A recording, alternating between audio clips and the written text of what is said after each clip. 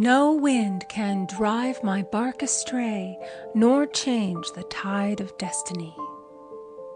There is for each man perfect self-expression. There is a place which he is to fill, and no one else can fill, something which he is to do, which no one else can do. It is his destiny. This achievement is held, a perfect idea in divine mind, awaiting man's recognition. As the imaging faculty is the creative faculty, it is necessary for man to see the idea before it can manifest. So man's highest demand is for the divine design of his life. He may not have the faintest conception of what it is, for there is possibly some marvelous talent hidden deep within him. His demand should be, Infinite Spirit, open the way for the divine design of my life to manifest. Let the genius within me now be released. Let me see clearly the perfect plan. The perfect plan includes health, wealth, love, and perfect self-expression. This is the square of life, which brings perfect happiness.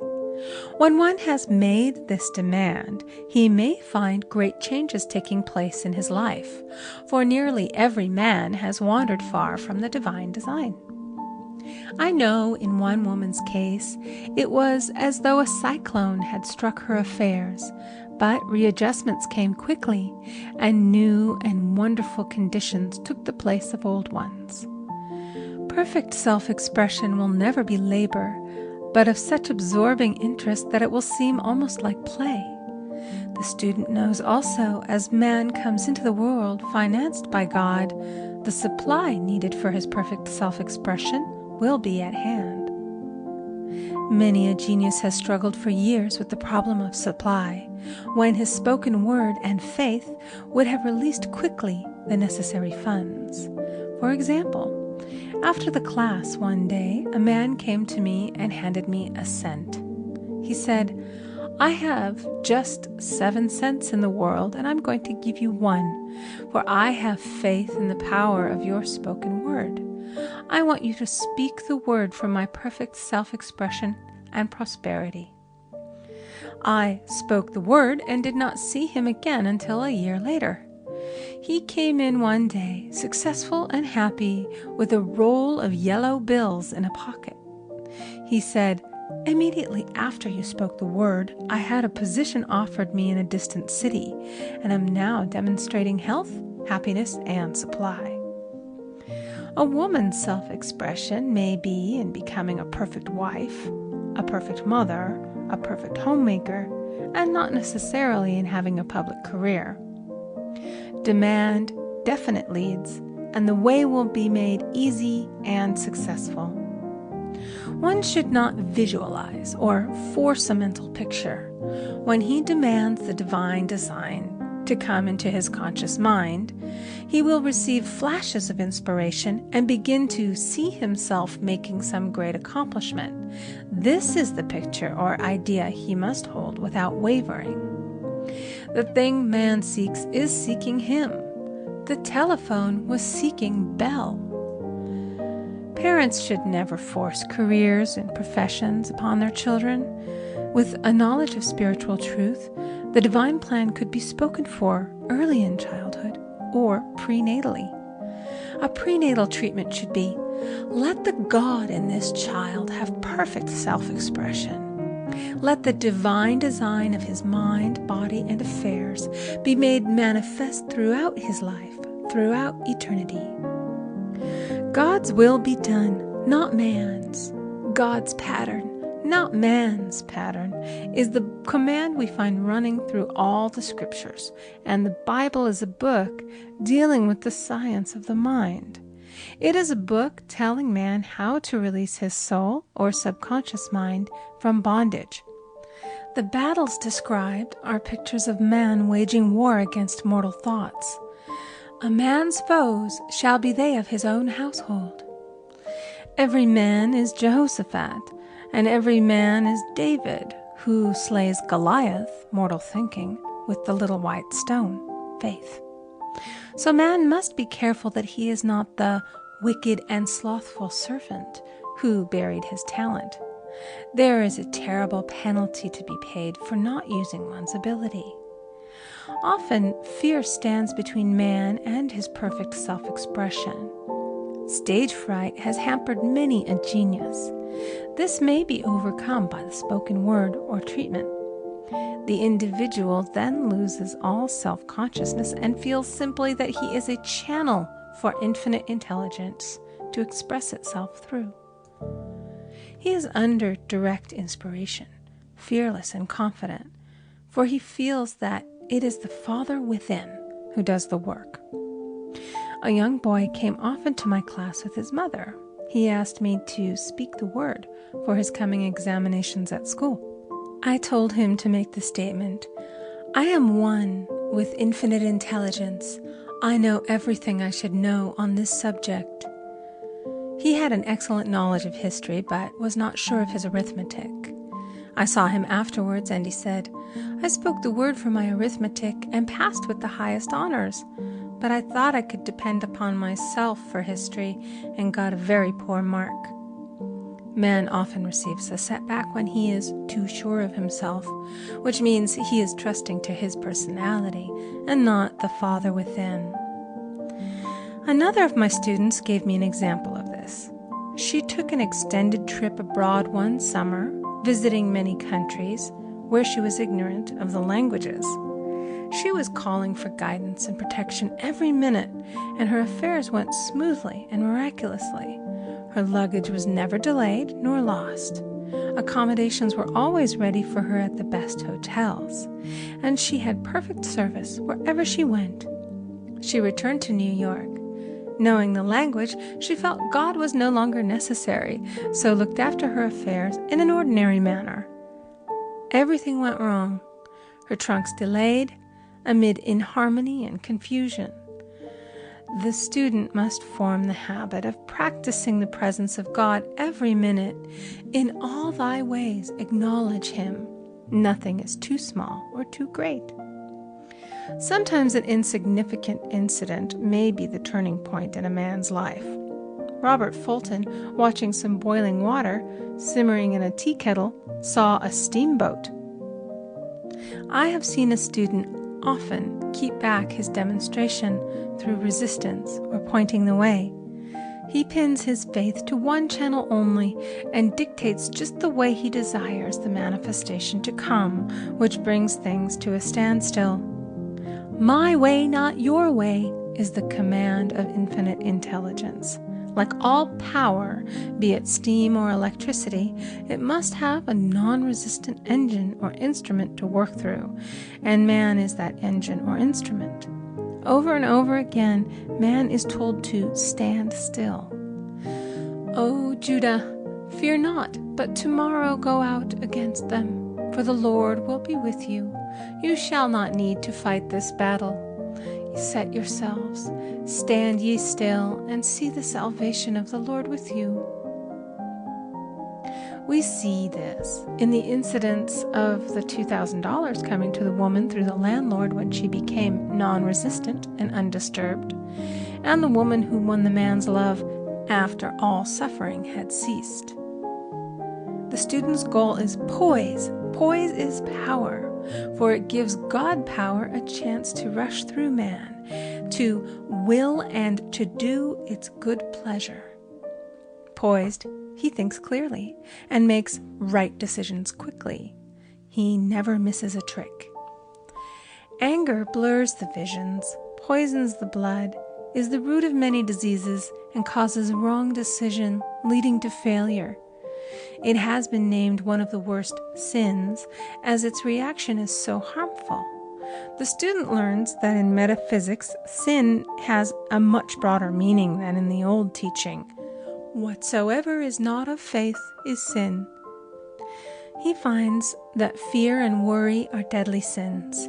They are inverted faith, and through distorted mental pictures bring to pass the thing he fears.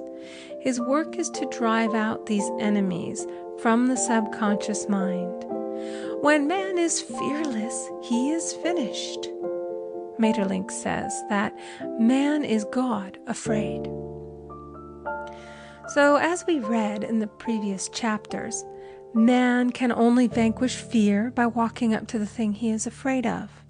When Jehoshaphat and his army prepared to meet the enemy, singing, "Praise the Lord, for his mercy endureth forever," they found their enemies had destroyed each other, and there was nothing to fight.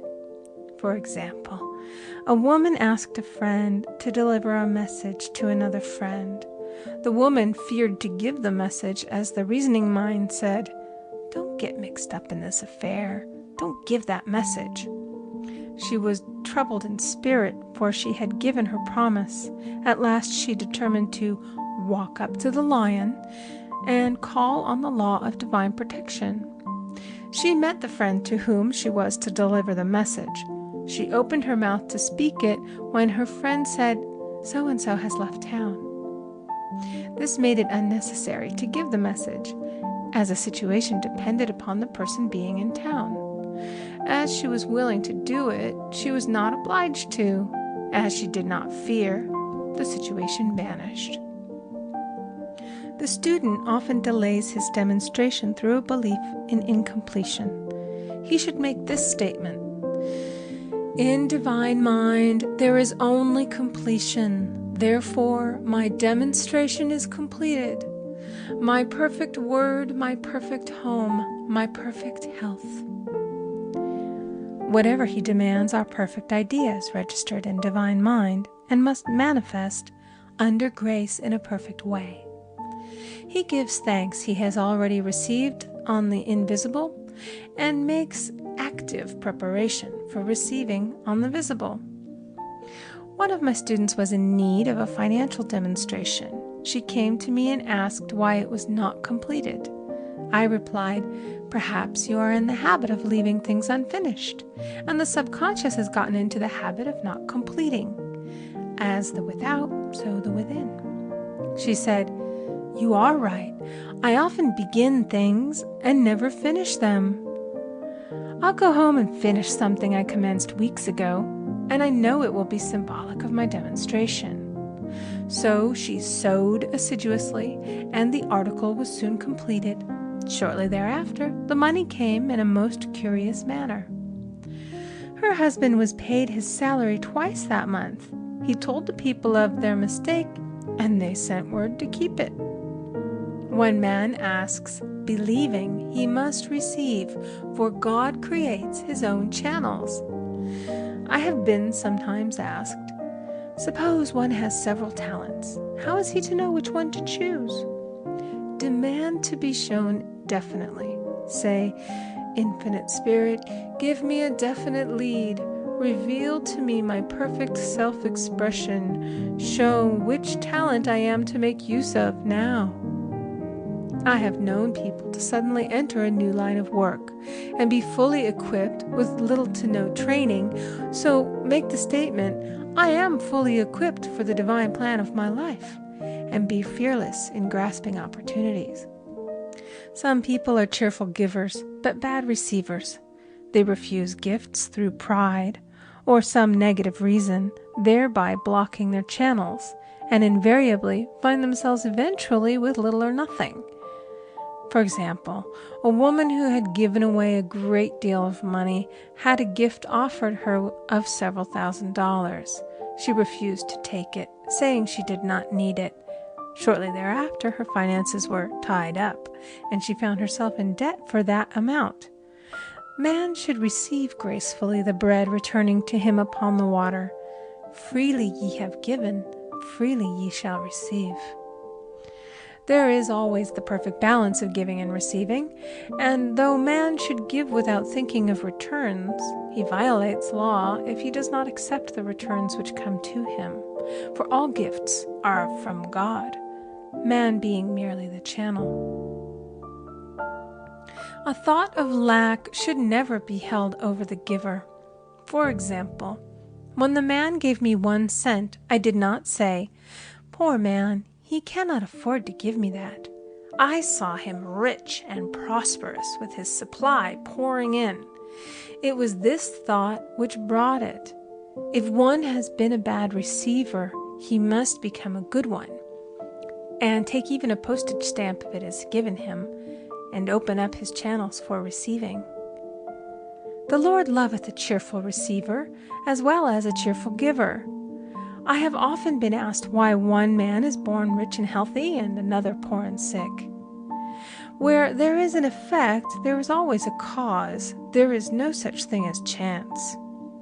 This question is answered through the law of reincarnation. Man goes through many births and deaths until he knows the truth which sets him free. He is drawn back to the earth plane through unsatisfied desire to pay his karmic debts or to fulfill his destiny.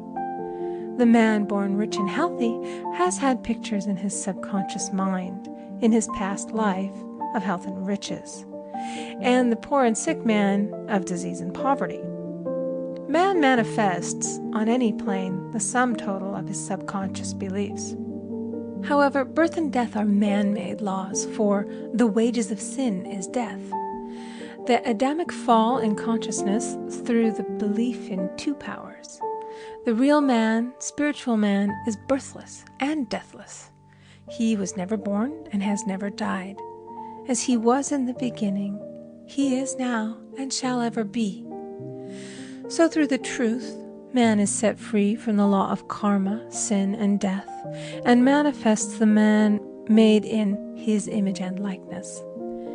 Man's freedom comes through fulfilling his destiny, bringing into manifestation the divine design of his life. His Lord will say unto him, "Well done, thou good and faithful servant. Thou hast been faithful over a few things. I will make thee ruler over many things," death itself. "Enter thou into the joy of thy Lord, eternal life."